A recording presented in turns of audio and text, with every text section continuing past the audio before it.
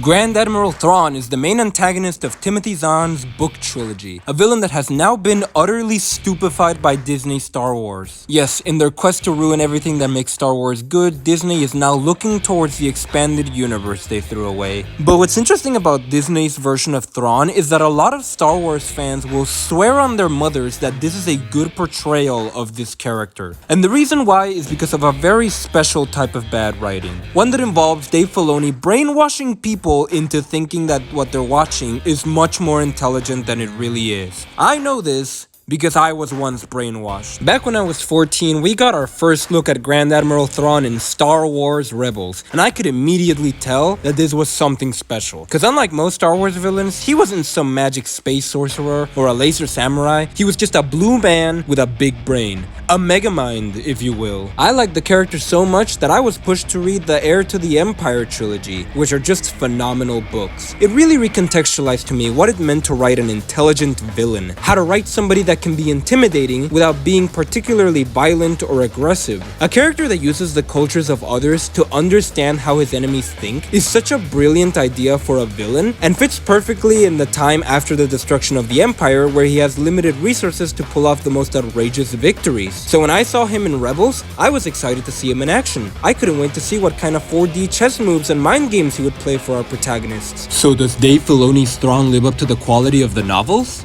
No. For what it's worth, I think Filoni is pretty good at presenting Thrawn in an intimidating way, always drawing attention in a room and making everyone else feel uncomfortable. And Lars Mikkelsen gives him a pretty good performance that makes him stand out compared to the other Scooby-Doo villains in this show. But as I watched more episodes, I started to notice something wrong.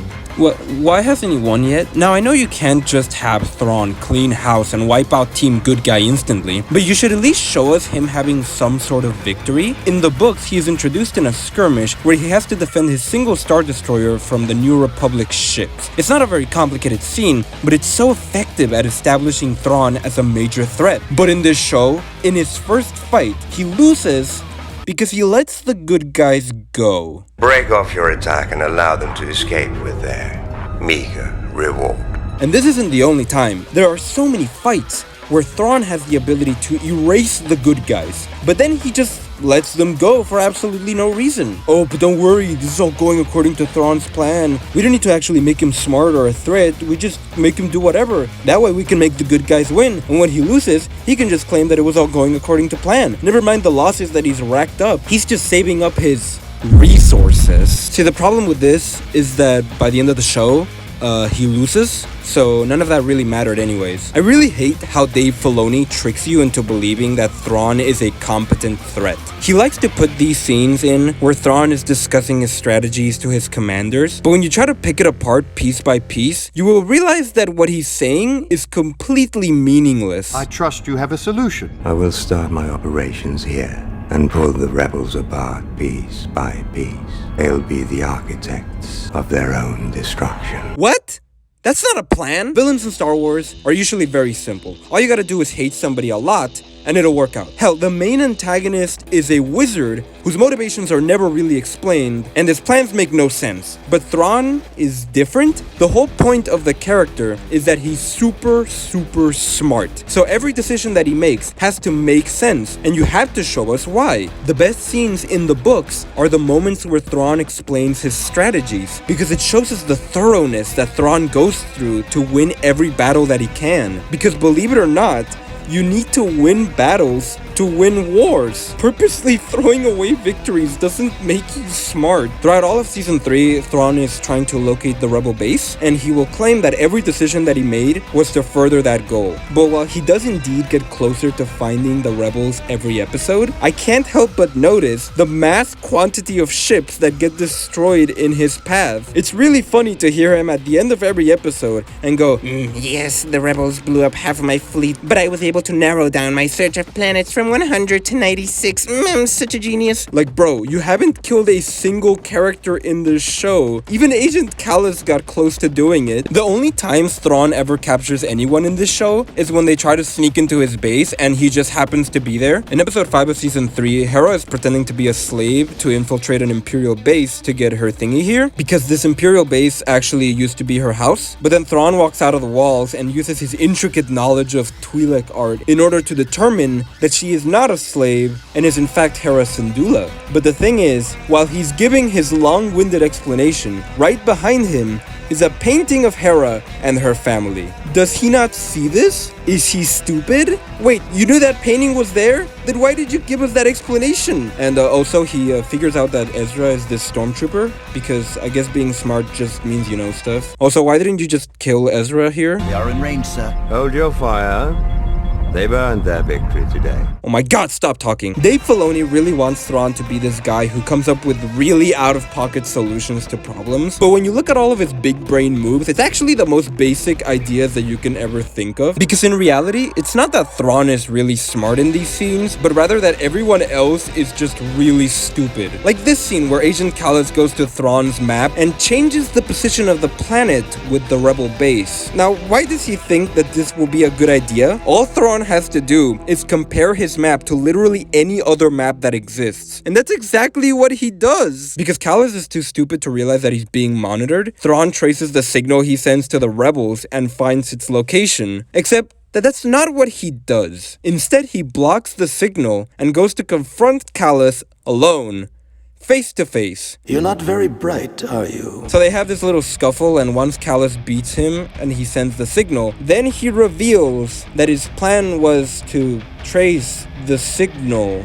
I'm getting tired, guys. Let's just go to 0 hour. This fight's really interesting because you won't see cope from people quite like this. Everyone likes to defend Thrawn's strategy in this battle because it's not his fault that he failed. It was this random commander who disobeyed orders. Thrawn's strategy was perfect, right? First of all, putting all your hopes of victory in winning one battle as opposed to all of these easy victories that he threw away is really stupid. Thrawn would never do this. But second of all, I am not even joking when I say that Thrawn is the kind of person who would take the state of mind of his captains into account when forming his strategies. There is a whole chapter in the books devoted to Thrawn making sure all of the members of his crew are for real, because the books understood that it would be cheap if the reason he lost was because some random person ruined everything. But what's even worse is that people will see this one mistake as a valid excuse as to why Thrawn loses this whole battle. Thrawn still has overwhelming force on his side. All he has to do is bombard the surface from space and he'll have eliminated the rebels. Oh wait, he's actually doing that. Oh, I guess I was wrong. He's actually doing the smartest thing that he can be doing. Well, I wonder how the good guys are gonna survive this. They've had enough. Cease fire.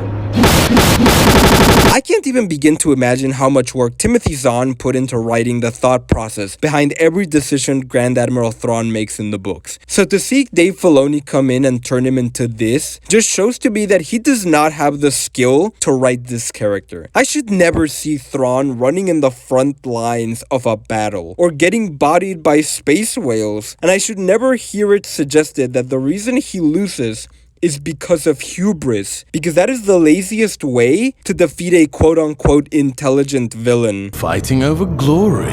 I do not require glory, only results. Kill him! Everybody likes to praise Dave Filoni as the savior for Star Wars, but to me he always seemed more like the type of writer who likes to change Star Wars into what he wants it to be, even if it is at the expense of the writing. Yes, I like Clone Wars, but that's not a story that he wrote. It's just one that he remade by fixing all of the issues people constantly complained about in the prequels. It's very clear that he wants to take Thrawn, a character people like and are already fans of, and just make him into a character that people will praise him for without putting in the effort to make him a competent, intimidating, or interesting villain. But since he writes a lot of fan service and mystery in a way that is engaging, a lot of people are willing to omit thinking too hard about what they're watching because of the idea that it might pay off in the future. Basically, he's just J.J. Abrams again, except that he's tricked everyone into thinking that he's a good writer. And it's one thing to be a bad writer, but it's another to know you're bad and pretend like you're good. Speaking of which,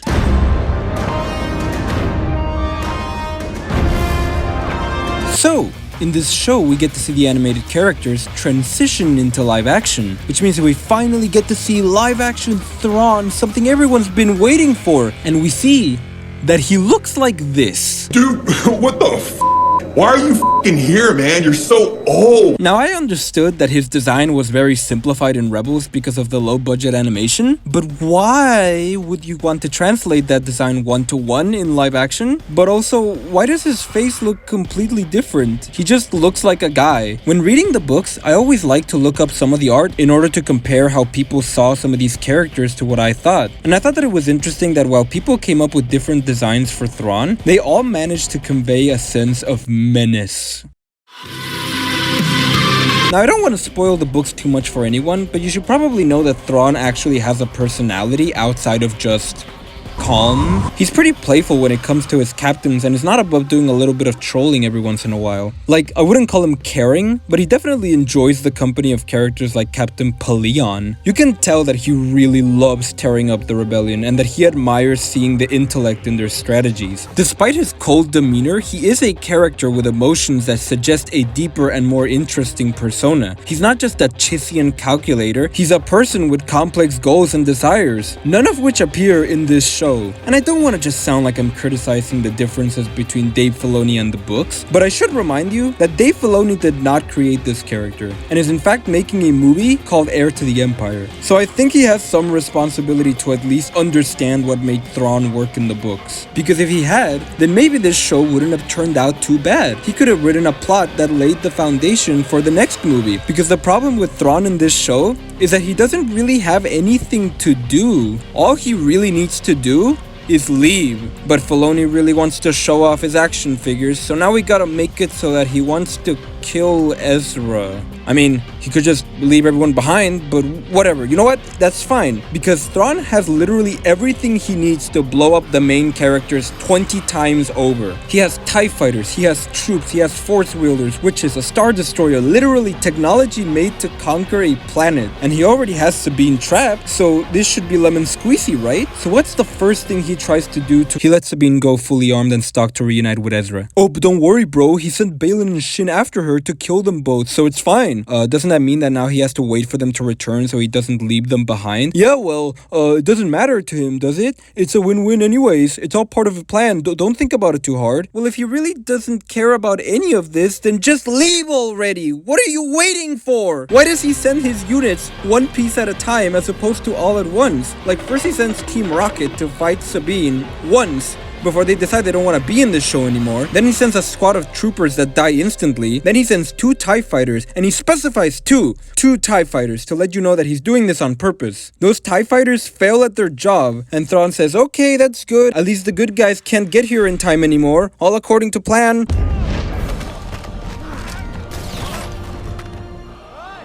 I don't know what else to say. It's all the same. Literally at every point in this story, he could just leave everyone behind and win. The show never gives a real explanation as to why he doesn't. Why doesn't he just close the doors, or destroy the tower, or move his Star Destroyer away? What is he waiting for? His resources? We are ready to depart, Grand Admiral. No, it's not. You're not on the ship yet. Get in there and leave! And I hate getting this nitpicky about anything, especially Star Wars. But when the writing is trying to convince me that this nonsense is really, really smart, I'm gonna start getting upset. This show is actively lying to me. But anyways, how's his dialogue? Do they even try to give a reason as to why he doesn't just win? Why not allow them to follow? There's no need to waste our resources. With due respect, Grand Admiral. So let me tell you the problem with this. Dave Filoni thinks that if we see and hear Grand Admiral Thrawn say that a strategy is sound, that we'll immediately believe it, because he's Thrawn. But that's not how it works. This is not the same Thrawn from the book trilogy. You haven't given us a reason to trust any strategy that Thrawn makes. Because every time he fights somebody, he loses because he couldn't be bothered to spend his goddamn resources. Oh wow, he's so meticulous. Isn't he so smart? I've tried to be nice to all of the people that like this show, because I would never want to talk down to anyone who has a different opinion than me. But when I hear people compliment this show, I just get filled with dread. Is this really all that it takes to make Star Wars fans happy? Look, I get it. I'm also tired of all of the perpetual hate people have towards new ideas. And I'm tired of people online constantly saying that Star Wars is dead. But I am not about to stand and watch one of the best villains in sci-fi history get reduced to this. There are so few stories that try to write proper intelligent villains because it's so hard to write a character that is smarter than you. But even so, there are still writers that do their best to come up with a story that pushes these characters to their limits and characters that are able to go past them. Thrawn is such a menace in the books because he ruins the good guys. It takes a lot of work and sacrifice to defeat him, and Timothy Zahn makes sure that that victory is earned, because that's how good writing works. If you're going to write a villain that is supposed to be smart, you can't just cop out like this. You have to actually put in the work. And Dave Filoni definitely does not put in that work. And for those of you fans that really wanted to like this show, for those of you who are just craving for another opportunity to see your beloved characters out having another great adventure, to feel the same thing you did when watching the original trilogy, then just read the goddamn books. That's all I got for this video. Goodbye!